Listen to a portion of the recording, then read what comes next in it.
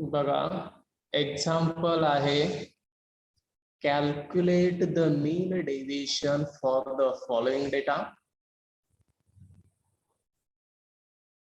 Data दिलेला आहे class interval आणि नंबर ऑफ फॅमिलीज.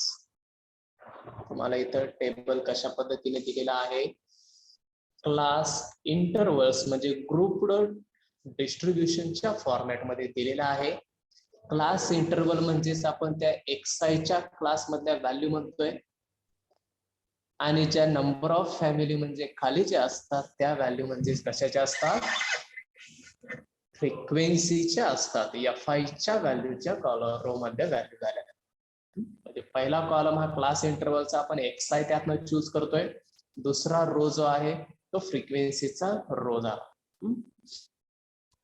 आता ग्रुप्ड डिस्ट्रीब्युशन दिलेला असेल तर मग काय करतो आपण, ते दिलेले क्लास इंटरवल आपण कॉलम वाईज घेतो. म्हणजे 40 ते 59, 60 ते 79, 80 ते 99 अशा पद्धतीने एका कॉलम मध्ये लिहितोय आणि त्याच्याच पुढं फ्रिक्वेन्सी आपण लिहित असतोय. आता हे जे इंटरवल आहेत क्लास इंटरवल्स, हे इंटरवल्स कशा पद्धतीने आहे हे थोडं बघूया. वरती जो आपला टेबल होता वरती ही डिस्कस करतोय बघा. वरती जे क्लास इंटरवल ते वरच्या एक्झाम्पल मध्ये इथं यामध्ये आपल्याला 0 to 10 हीच 10 व्हॅल्यू खाली होती, 10 to 20 हीच 20 व्हॅल्यू खाली, 20 to 30, 30 to 40. म्हणजे अशा पद्धतीनं हे 10-10 इथे इक्वल होतं, 20-20 इक्वल, 30-30 इक्वल, 40-40 इक्वल. म्हणजे पहिल्याचा अप्पर लिमिट आणि सेकंड क्लासचं लोअर लिमिट हे दोन्ही इक्वल होत, किंवा सेकंड ग्रुप मधला किंवा सेकंड क्लासचा अप्पर लिमिट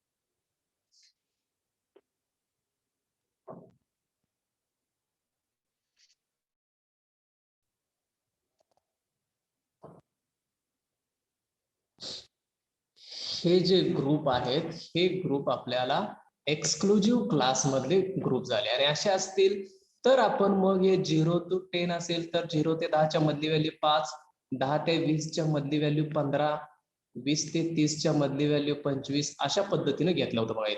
याची मिडल व्हॅल्यू 5, याची मिडल व्हॅल्यू 15, याची 25 अशा पद्धतीने XI आपण चूज केलं होतं. पण आता जो खाली जो टेबल दिलेला आहे एक्झाम्पल मध्ये, त्या एक्झाम्पल मात्र तसं नाहीये बघा.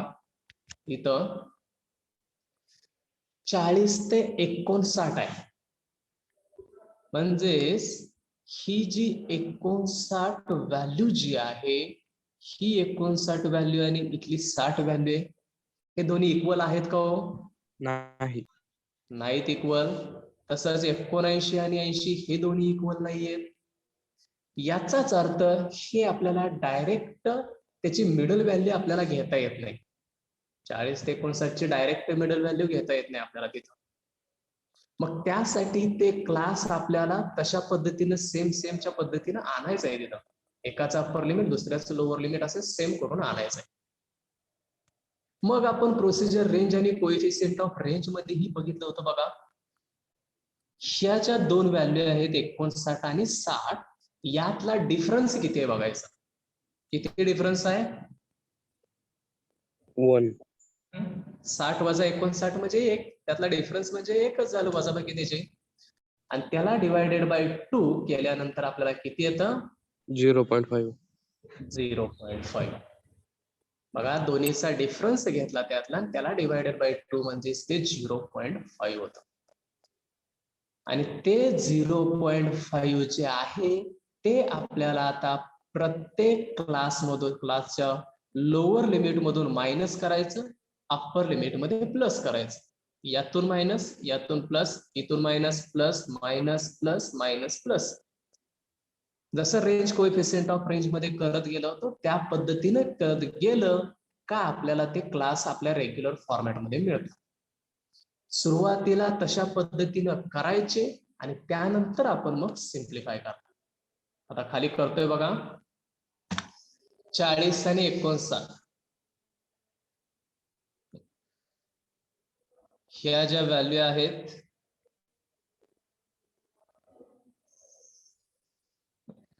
सांगा 40 आणि 59 यामध्ये 40 ला 0.5 मायनस केलं तर किती येतं? 39.5. 39.5 येईल. इथं आले बघा 59 मध्ये 0.5 ऍड केलं तर 59.5. 59.5. परत 60 या दुसऱ्या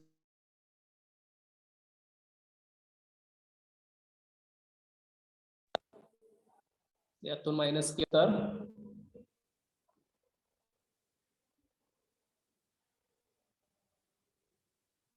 59.5. स्क्रीन शेअर आहे का रे? हो सर. आहे ना?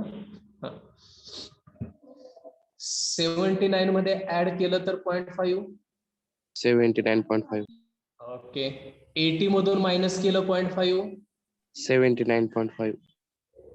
99 मध्ये ऍड केलं 99.5. परत 100 मधून मायनस केलं 99.5. परत 119 ला ऍड केलं 0.5. 119.5. हा आणि 120 मधून 0.5 मायनस केलं 119.5. आणि लास्ट ला ऍड केल्यानंतर हे 139.5. म्हणजे या पद्धतीनं आपल्याला सुरुवातीला ते क्लास करून घ्यायचे. दिलेले क्लास जे होते हे ते क्लास मी 40 ते 59 ऐवजी हे 39.5 ते 59.5 झालं. परत दुसरा क्लास 60 ते 79 ऐवजी 59.5 ते 79.5. आता हे इक्वल आहेत का हो? या दोन व्हॅल्यू इक्वल आहेत बघा. अप्पर आणि लोअर लिमिट हे इक्वल आहेत पाचही ठिकाणी. 5 जे क्लास आहेत त्यामधलं लोअर आणि अप्पर लिमिटच्या केसमध्ये ते इक्वल आले. म्हणजेच ते आपल्या रेग्युलर फॉर्मॅट मध्ये आलं का ते? हो सर. आलं. बरोबर आहे. आणि एकदा का आलं का आपलं मग वरच्या डेफिनेशन नुसार आपण सॉल्व्ह करत जाणार. सुरुवातीला ह्या इंटरव्हल झाल्यानंतर पहिला कॉलम म्हणजे XI चा कॉलम घ्यायचा यातला. आता हा XI चा कॉलम. XI म्हणजे काय? या दोन्हीच्या मधली व्हॅल्यू. आणि मधली व्हॅल्यू कशी काढतोय आपण? तर या दोन व्हॅल्यूंची बेरीज करतोय आणि भागिले 2 करतोय. ऍडिशन आणि डिवायडेड बाय 2 करा बघू. 39.5 प्लस 59.5 इक्वल टू करायचं आणि डिवायडेड बाय 2 करायचं. किती येते बघ.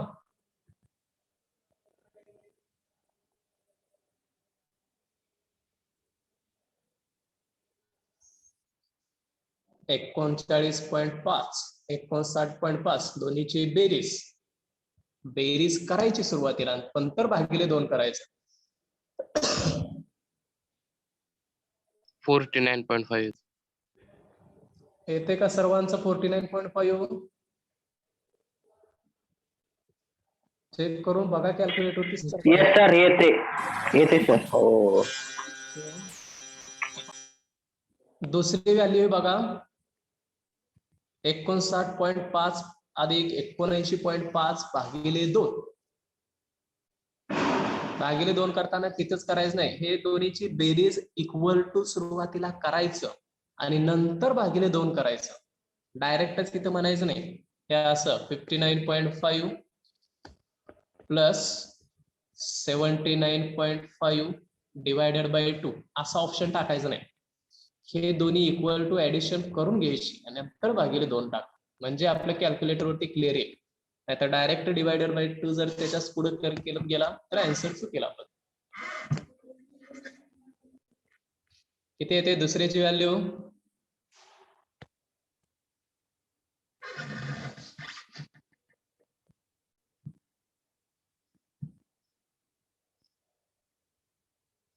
पहिली व्हॅल्यू आली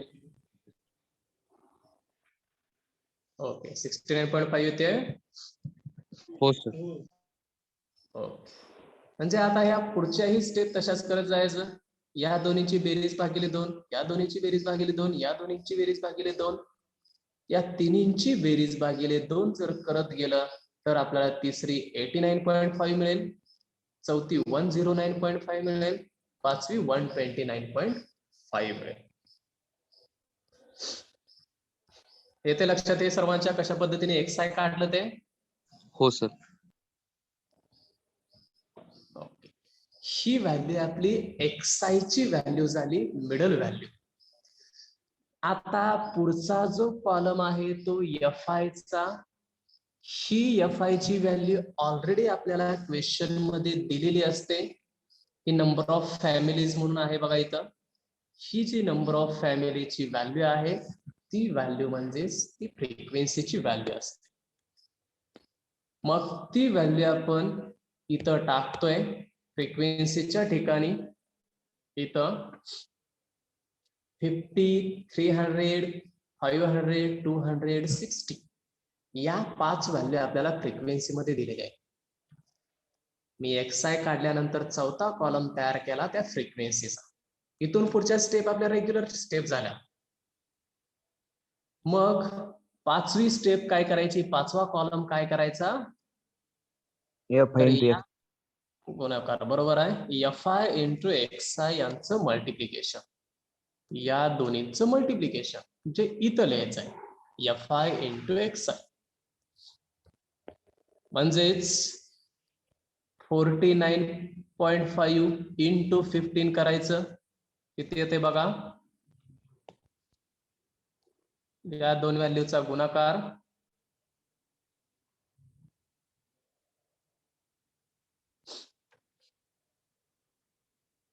Two hundred and 465. 2475 किंवा 2475 म्हणा, अशा पद्धतीने जरी म्हणत गेला तरी चालतं. 69.5 into 300 करायचं. तुम्हाला या दोन्हीचं मल्टिप्लिकेशन इथे येते का बघा? हे तिन्ही चेक करा सर्व व्हॅल्यू. 89.5 into 500 करा. पुढे इथे व्हॅल्यू चेक करा. 109.5 into 200 which is equal to 29,900 आणि last 129.5 into 60 which is equal to 7770. Me XI चा एक कॉलम आहे, FI चा एक कॉलम आहे, दोन्ही कॉलमची मल्टिप्लिकेशन केलेली आहे.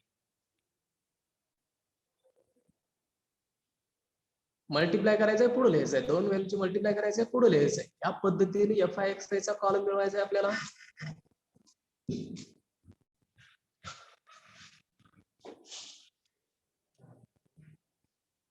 येतात का सर्व व्हॅल्यू त्या? हो सर. म्हणजे FI XI चा हा एक कॉलम मिळवला. आता FI XI कॉलम वरून आपण काय करतो? त्या FI XI च्या या कॉलमची ऍडिशन करतोय बघा. मीन काढण्यासाठी हे ऍडिशन करत जावा. 2475 प्लस 2850 44750 21900 7770 ह्या सर्वांची ऍडिशन करा आणि FI या कॉलमची ही ऍडिशन करा. आपल्याला मीन काढण्यासाठी या दोन ऍडिशन लागणार आहेत. सांगा FI XI ची ऍडिशन आणि FI ची सुद्धा ऍडिशन. तोपर्यंत तिथं मी फॉर्म्युला लिहितो की जो फॉर्म्युला यूज करून आपल्याला मीन काढायचंय.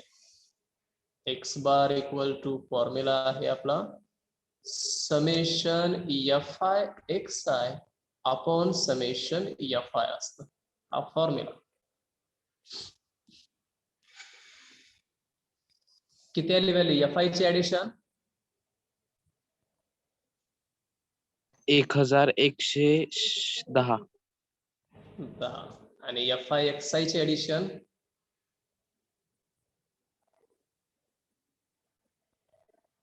ऍडिशन करून बघा. ते केलं तरच कॅल्क्युलेटर वरती केलं तरच तुम्हाला ते कॅल्क्युलेशन परत एक्झामच्या वेळी समजणार आहे तुम्हाला. किती 97,745 येते का? हो सर. बघा या दोन्हीचे ऍडिशन केले तिथं. एक एफ आय एक्स आय ची आली इथं 97,745. एफ आय ची ऍडिशन आली 1110. या पद्धतीने आपण आता या दोन्हीची डिव्हिजन घेणार आहे. दोन्हीही व्हॅल्यू त्यामध्ये सबस्टिट्यूट करणार आहे.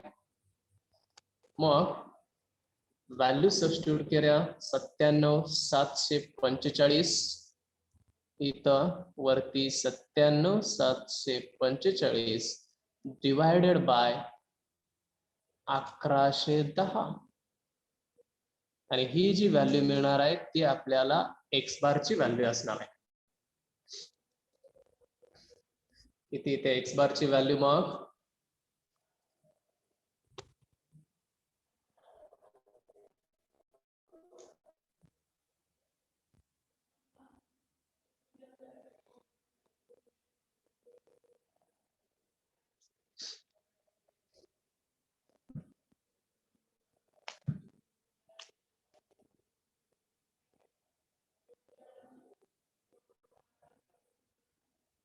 आले का? येते काय आन्सर?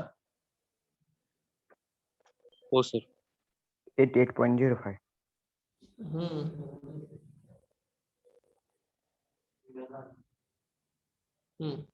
त्याचं डिजिट मध्ये करा की कन्वर्शन.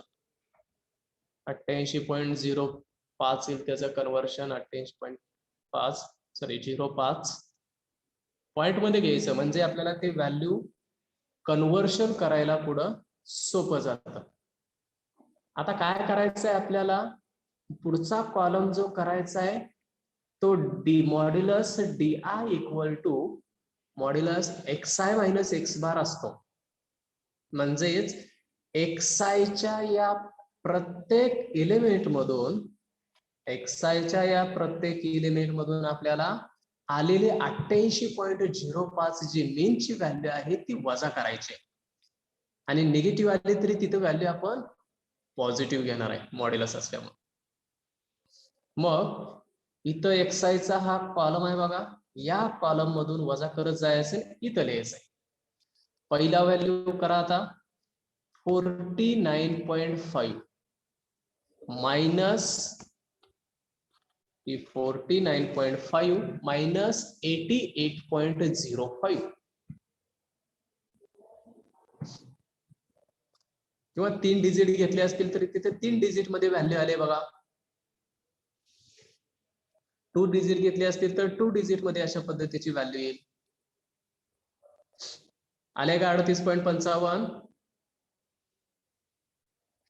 हो सर. हो आले. या प्रत्येक एलिमेंट मधून आपल्याला 88.05 वजा करायचं आहे. कोणती? इथली व्हॅल्यू वजा करायची आपल्याला 88.05 एक्स बारची व्हॅल्यू वजा करायची आहे. ती वजा करत गेलो का आपल्याला अशा पद्धतीने एक एक व्हॅल्यू मिळत जाईल.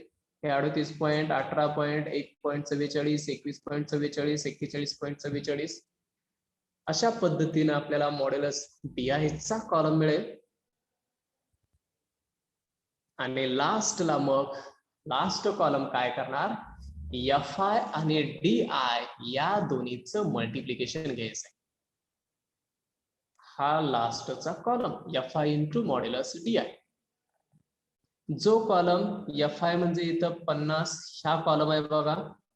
50 ने याला मल्टिप्लाय करायचं. इथे येते का बघायचं करायचं ते 300 गुणिले इथं लिहायचं 500 गुणिले 1.44 इथं लिहिणार 200 गुणिले 21 इथं लिहा, 60 गुणिले 41 इथं लिहा. FI न त्या मॉड्युलसला मल्टिप्लाय केलं का आपल्याला लास्ट कॉलम मिळाला.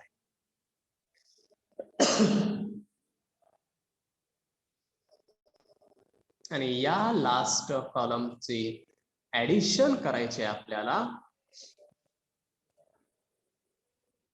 मल्टिप्लाय करून जे मल्टिप्लिकेशन आलेला आहे लास्ट कॉलम आहे तो FI इंटू मॉड्युलस DI. तीच व्हॅल्यू आपल्याला तिथं त्या ऍडिशनची टाकायची आपल्याला त्या फॉर्म्युलेमध्ये.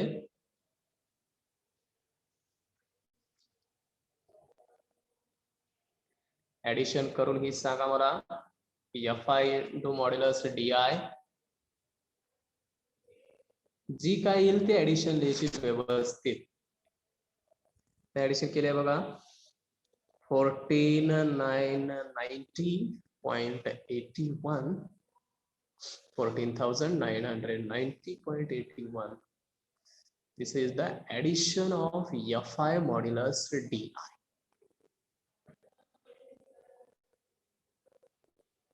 आणि एकदा का ही व्हॅल्यू मिळाली का आपण फॉर्म्युला लिहितोय मीन डेव्हिएशनचा. हा formula summation FI modulus DI upon N, की ज्यामध्ये वरती आपण ऍडिशन टाकली डिवायडेड बाय N ची व्हॅल्यू टाकली 1110 आणि डिव्हिजन केल्यानंतर आपल्याला त्याचं आन्सर मीन डेव्हिएशन मिळेल 13.50 किंवा 3 डिजिट मध्ये घेतला असेल तर 505 मिळेल.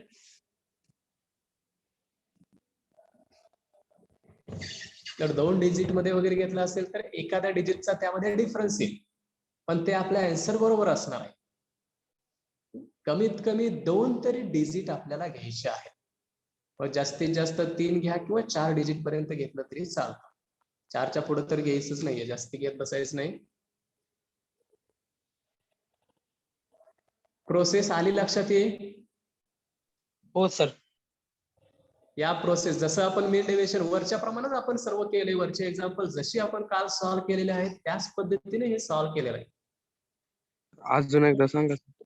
इंटरवल मध्ये काय होतं, क्लास इंटरवल तेवढे आपल्या एक्सक्लुझिव्ह क्लासमध्ये करून घेतले आणि एक्सक्लुझिव्ह क्लासमध्ये करून घेतले का आपल्याला सिम्प्लिफिकेशन XI मिळतोय, नंतर FI चा कॉलम, त्यानंतर FI इंटू XI दोन्हीचं मल्टिप्लिकेशन. हा पहिला XI नंतर FI XI दोन्हीचं मल्टिप्लिकेशन, त्यानंतर पुढचा कॉलम मॉड्युलस DI आणि पुढचा कॉलम FI मॉड्युलस DI. कारण हे सगळं तुमच्या कॅल्क्युलेशन वरतीच राहतं. जसं तुम्ही कॅल्क्युलेटर जेवढ्या चांगलं व्यवस्थित ऑपरेट करता, आणि हे मल्टिप्लिकेशन हेच आहे, मल्टिप्लिकेशन सबट्रॅक्शन एवढंच आहे त्यामध्ये कॅल्क्युलेटर वरती तुम्हाला करायचं. त्यामध्ये तुम्हाला साइन यूज करायचं नाही, कुठं कॉस यूज करायचं नाही, टॅन यूज करायचं नाही, इनव्हर्स फंक्शन नाहीये, लॉग फंक्शन नाहीये. फक्त मल्टिप्लिकेशन सबट्रॅक्शन ऍडिशन अशा बेसिक ऑपरेशन्स यामध्ये करायचे, त्यात तरी आपल्याला व्यवस्थित करता आल्या पाहिजे. आणि या पद्धतीने आपण ते एक्झाम्पल सॉल्व्ह करणार आहे. हे आपले मीन डेव्हिएशनचे प्रॉब्लेम झाले. रेंज आणि कोएफिशियंट ऑफ रेंज मध्ये रेंजचा फॉर्म्युला काय होता हो? Range equal to L minus S. L minus S होता. कोएफिशियंट ऑफ रेंज काय होता? L minus S upon L plus S. L minus S upon L plus S होता. तसंच मीन डेव्हिएशन मध्ये एक्स बार काय होता? Summation FI XI upon N किंवा summation FI. आणि मीन डेव्हिएशनचा फॉर्म्युला काय होता? Summation FI modulus DI upon summation FI.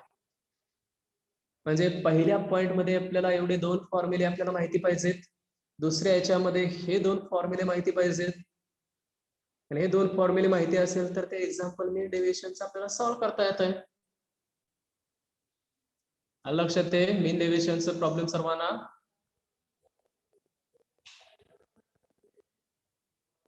आता आपण नेक्स्ट पॉइंट बघणार आहे स्टँडर्ड डेव्हिएशन.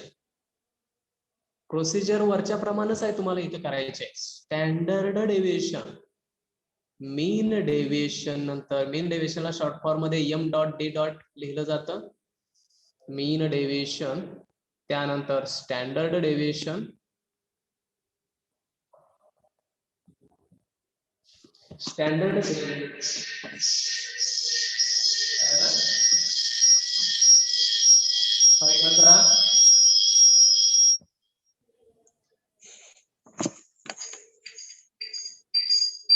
पुन्हा माहित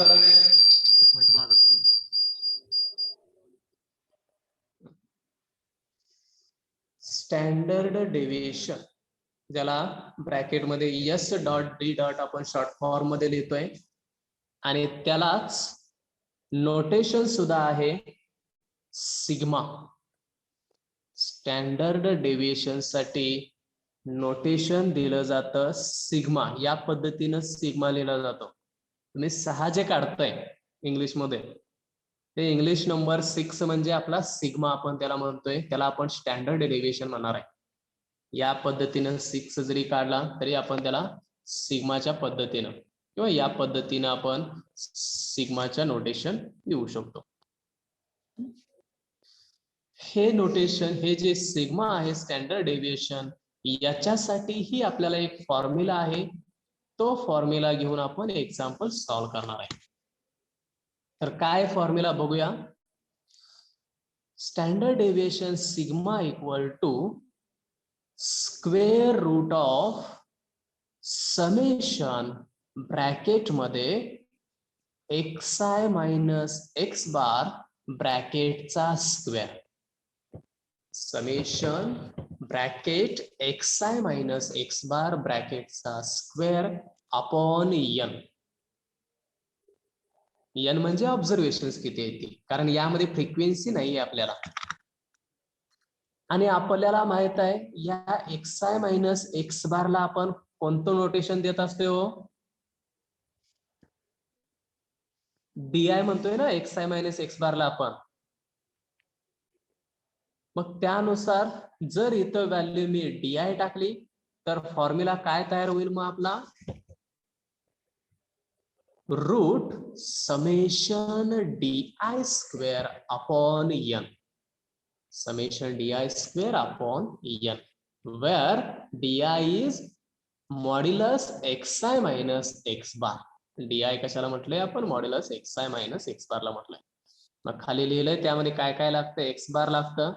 तर x बार ची व्हॅल्यू म्हणजे मीन असते, ती आपल्याला कशा पद्धतीने फाइंड आउट करायची तेही आपण बघितलंय.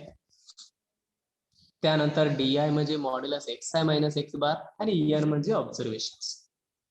या 3 गोष्टी वरच्या प्रमाणेच आपल्याला बघायच्या आहेत, त्यामध्ये टाकायच्या, आपल्याला स्टँडर्ड डेव्हिएशन मिळेल.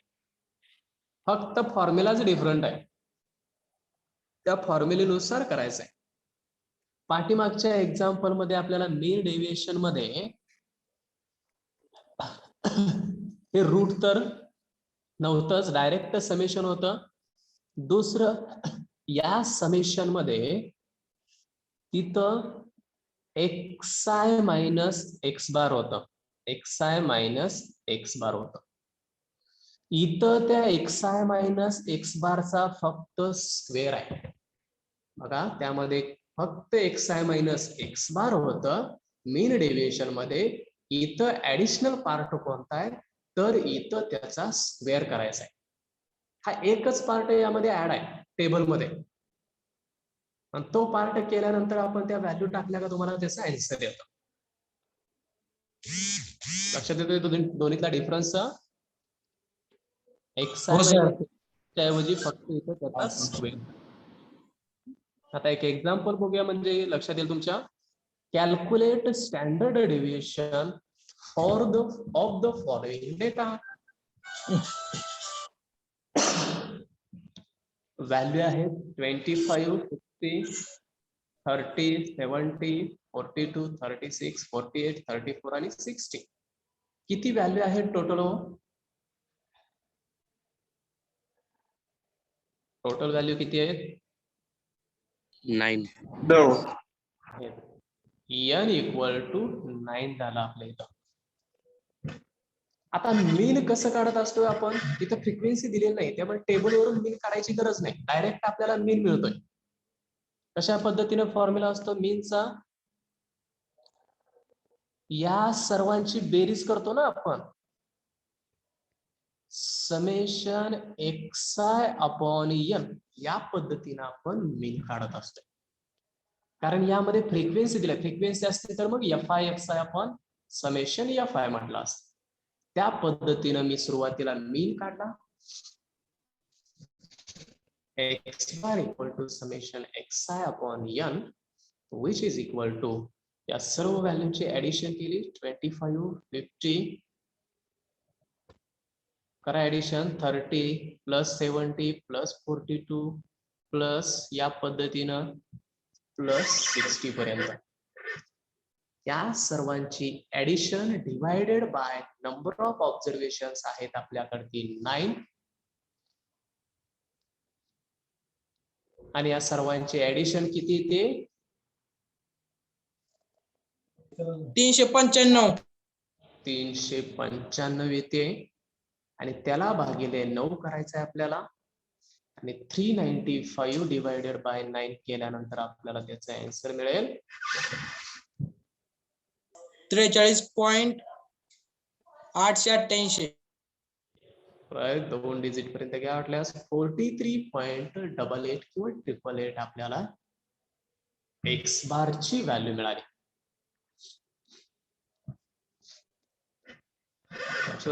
मीन कशा पद्धतीने फाइंड आउट केला, जसं वरती फाइंड आउट केले त्याच पद्धतीने केले आपण. एक्स बार म्हणजे समेशन xi अपॉन n. ही झाली आपली त्यातली पहिली स्टेप. आता टेबल तयार करूया, आपल्या त्या स्टँडर्ड डेव्हिएशन साठी टेबल तयार करूया. या ज्या दिलेल्या व्हॅल्यू असतात त्या xi च्या व्हॅल्यू असतात, त्या एका कॉलम मध्ये लिहायच्या. टाकूया आता कॉलम मध्ये त्याला, इथं xi इक्वल टू व्हॅल्यू टाकल्या बघा दिलेल्या आपल्याला. xi चा पहिला कॉलम हा 25, 50, 30, 70, ह्या सर्व व्हॅल्यू आपल्याला ऑलरेडी क्वेश्चन मध्ये त्या दिलेल्या आहेत ऑब्झर्वेशन्स, त्या एका खाली घेतल्या, एवढंच दिलंय आपल्याला. आता दुसरं आता काय काढायचं आहे, सुरुवातीला xi मायनस x बार काढायचं. xi मायनस, इथं आता मॉड्युलस काढायचं नाही, आपल्याला xi मायनस x बारचा स्क्वेअर घ्यायचा आहे. xi मायनस x बारचा स्क्वेअर. त्यासाठी सुरुवातीला मी ही व्हॅल्यू तेवढी काढतो आणि त्यानंतर त्याचा स्क्वेअर काढतो, किंवा तुम्ही डायरेक्ट डी स्क्वेअरचाच कॉलम जरी लिहिला तरीही चालतो. आता बघा आपल्याला व्हॅल्यू किती काढली आपण, एक्स बारची व्हॅल्यू किती काढलेली आहे, 43.88. हा ओके, 888 म्हटलं, ही व्हॅल्यू काढलेली आहे. आता या व्हॅल्यू, ही जी व्हॅल्यू आहे ती 25 मधून आपल्याला वजा करत जायचं. या 25 मधून वजा करायची, इथं लिहायचं किती येते सांगा, 25 मायनस 43.88 किंवा 888 किंवा 88 करा वाटल्यास, हे मायनस हे मायनस आलं तर आता मायनस लिहा, मॉड्युलस नाहीये तिथं. 25 मायनस 43.88 किती इथे व्हॅल्यू, -18.28. येते का सर्वांचे,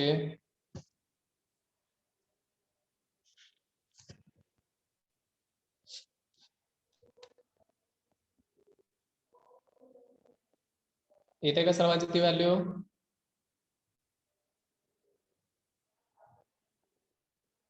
हो सर. दुसऱ्या मधूनही वजा करा, 50 मायनस 43.8 बघा, 50 मधून हे 43.88 मायनस वजा मायनस केलं,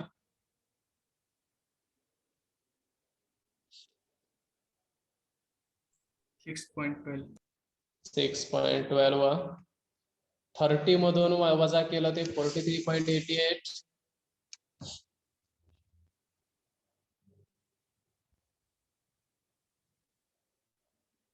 एक एक व्हॅल्यू लिहित जायचं. परत 70 मधून ते वजा केलं. 38.88. ओके 42 मधून 43.8 वजा केलं.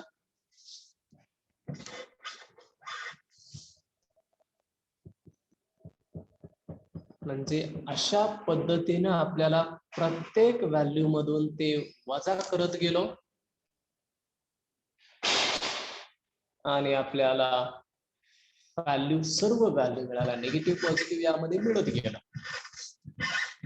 म्हणजेच xi मायनस एक्स बार म्हणजेच DI जे म्हटलेलं आहे ते DI आपण तिथं फाइंड आउट केलं. DI ची व्हॅल्यू फाइंड आउट केली.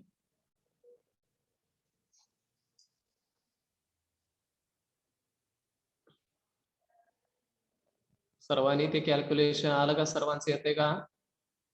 हो सर.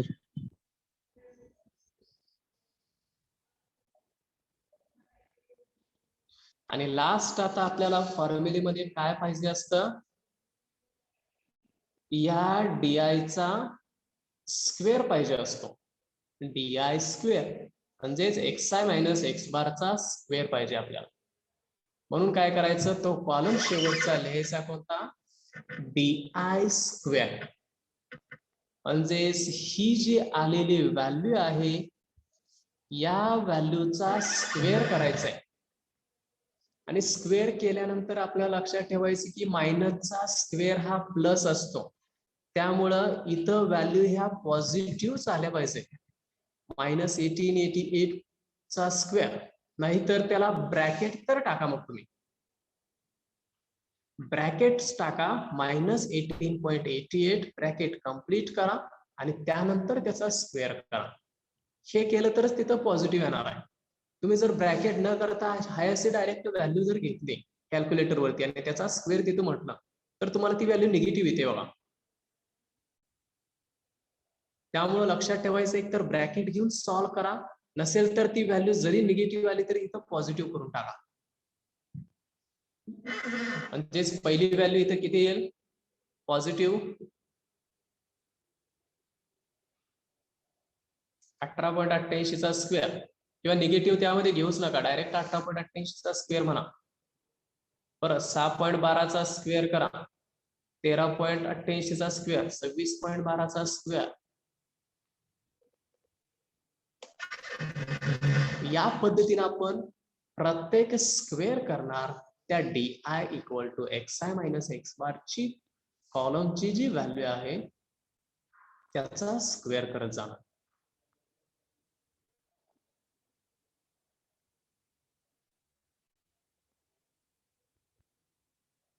येतोय का स्क्वेअर पुढं सर्वांचा? पॉझिटिव्ह व्हॅल्यू येते? हो सर. पॉझिटिव्ह व्हॅल्यू येते तर कोणतीही व्हॅल्यू निगेटिव्ह आली नाही पाहिजे. त्यामुळे कॅल्क्युलेटर वगैरे व्यवस्थित करा.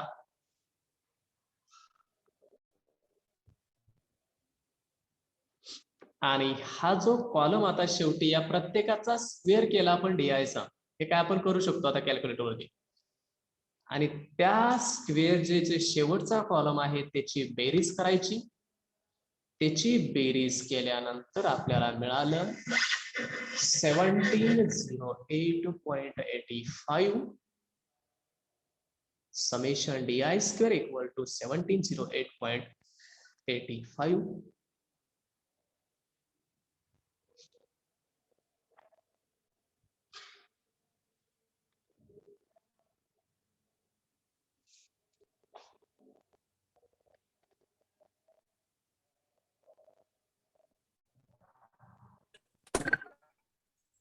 आता फॉर्म्युला टाका आणि फॉर्म्युलेमध्ये व्हॅल्यू टाका सर्वांनी.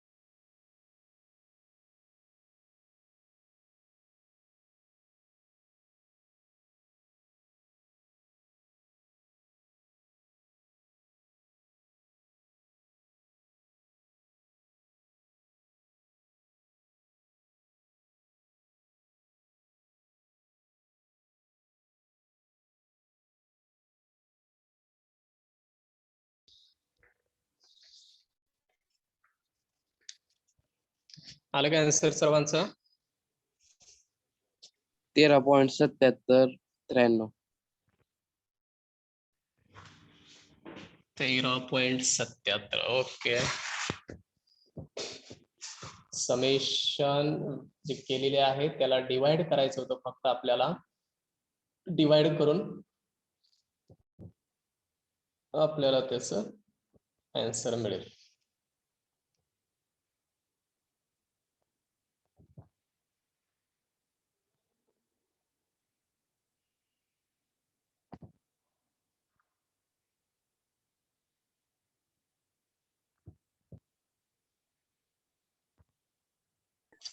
पैसे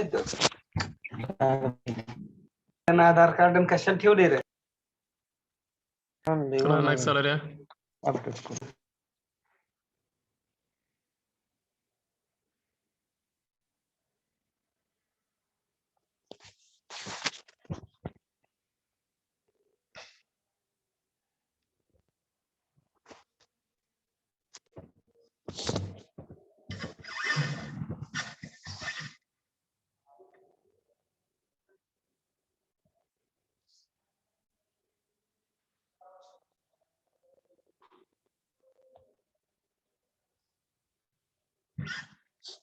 या पद्धतीने आपल्याला ही व्हॅल्यू ज्यावेळी आपण टाकू, स्टँडर्ड डेव्हिएशनचा हा फॉर्म्युला रूट मध्ये summation DI square upon n, root मध्ये summation DI square upon n.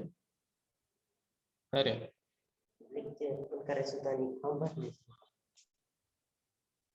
भरलाय.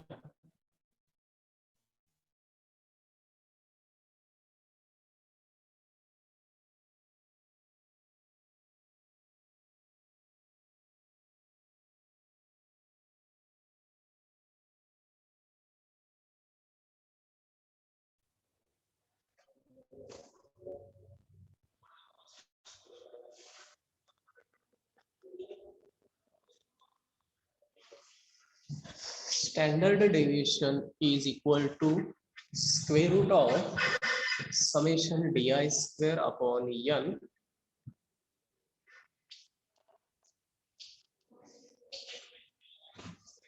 समेशन DI स्क्वेअर ची जी व्हॅल्यू आहे ती आता फाइंड आउट केलेली, त्यामध्ये व्हॅल्यू टाका 1708.85 आणि अपॉन n. हे सगळं रूट मध्ये आहे. आताची समेशनची शेवटच्या कॉलमची आलेली व्हॅल्यू इथं टाकली, डिवायडेड बाय n म्हणजे ऑब्झर्वेशन्स, तेही आपण 9 घेतलेला आहे बघा. या दोन्हीची डिव्हिजन करायची आणि त्या आलेल्या व्हॅल्यूचं स्क्वेअर रूट घ्यायचं आहे आपल्याला, किंवा ऍट ए टाइम जरी करायचं झालं तरी करता येतं. स्क्वेअर रूट घ्यायचं, एक ब्रॅकेट टाकायचं त्याच्यामध्ये आणि ब्रॅकेट मध्ये हे डिव्हिजन घ्यायचं. 1708.85 अपॉन 9 ब्रॅकेट कंप्लीट करायचा. इक्वल टू जर केलं तर आपल्याला डायरेक्ट त्याची व्हॅल्यू मिळेल 13.779 व 13.77 तेवढं जरी लिहिलं तरी चालतं. किंवा रूट मधले डिव्हिजन 189.87 जे आलेले आहे ती लिहायची आणि त्याचं रूट आपण टाक केलं तर आपल्याला हे 13.77 मिळेल.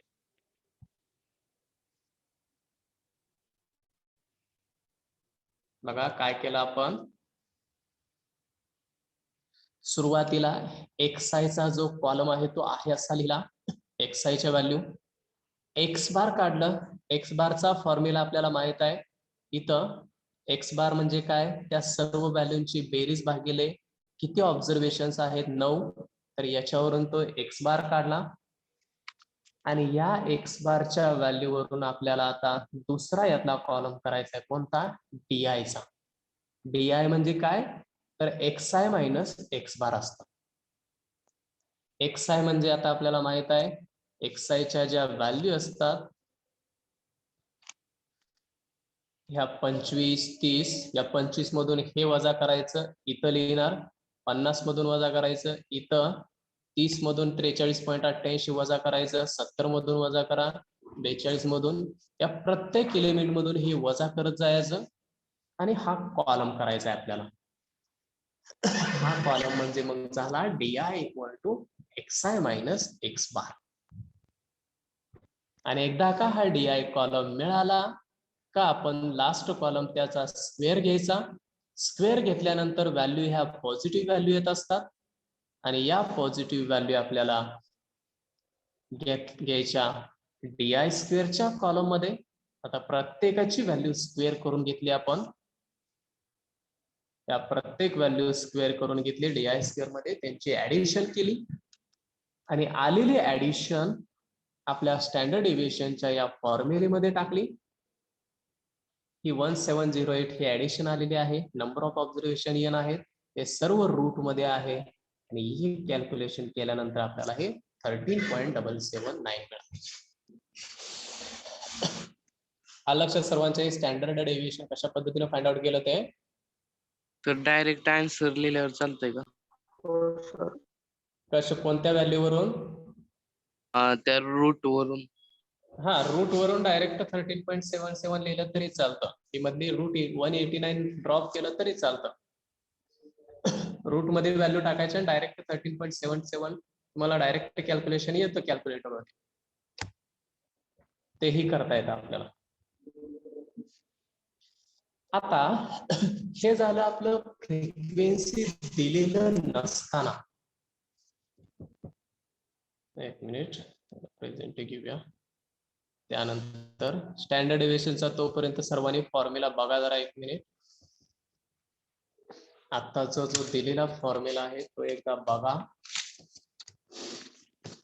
तोपर्यंत प्रेझेंट घेतोय.